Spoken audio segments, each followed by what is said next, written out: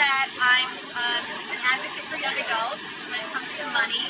I'm 30 years old, just turned 30, but I've been working in the personal finance realm for about 10 years. Where, young woman living, by myself, supporting myself in New York City, right?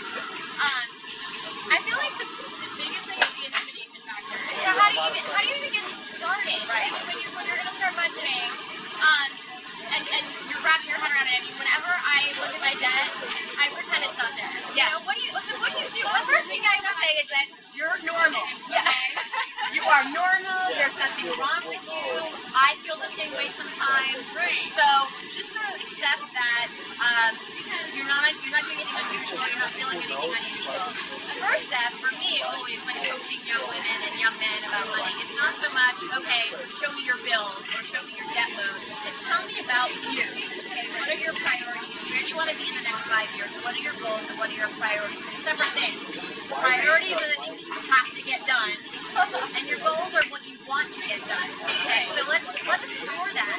Let's explore what ultimately being wealthy or rich means to you, and what you're willing to sacrifice, and what you're willing to hold back. So self-discovery is the first step in anything, whether you're trying to lose weight or clean up your finances. So that's the first step, and I find that allows us to engage. It allows you to kind of look at money in a more personal way. So then we look at what's coming in and what's going out. And based on what your goals are and what your priorities are that you told me, we'll find that, we'll find the hidden money. That we'll find the ways that you're spending your money that just don't make sense according to you. Right? Now we've gone through that first step. Like, for example, I'm somebody who likes fashion, who likes to go on trips. It's not important for me to have the Starbucks latte. I can give that up. What can you do without what you have to have? I call them like your need, wants. Like it's not really a need. It's not gonna like keep you from being unable to breathe. But like based on just what ultimately makes you happy as a person holistically, you need it. You need wants. So let's make a list of those things, and then look at how you're spending. And there are a lot of financial tools out there that are free that can show you how you're spending your money. Yeah, what do you recommend?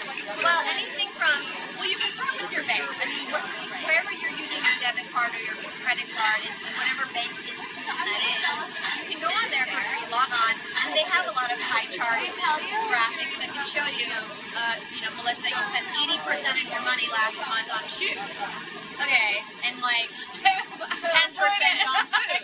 So then you start to be like, okay, it puts things in perspective for you. If not your bank, there's other sources like Mint.com. I was gonna say, I feel like so many of my friends have mentioned Mint. I mean, you recommend it?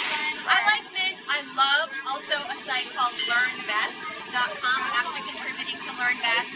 This is a brand new website specifically for women, young women who are, starting out or having their first baby or their first marriage or their second marriage. There's a lot going on. I mean, I have my first wedding coming up. Yes, I just wrote about how to deal with the weddings as a guest.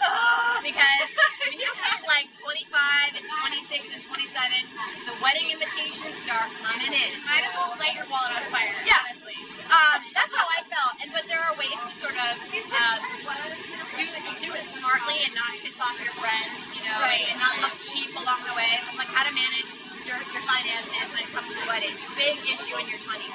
So LearnVest.com deals with all of that stuff, whether it's how to just simply budget, like you were asking, or how to deal with friends and money, how to deal with going out, having fun, and not bringing the bank. And it's a very just, again, not the kind of information that makes you depressed and want to cry. Right. But it's presented in a very clean, sweet, educational, fun way that's relatable. And I'm just really happy that there's something out there finally, at that scale for women. So check it out.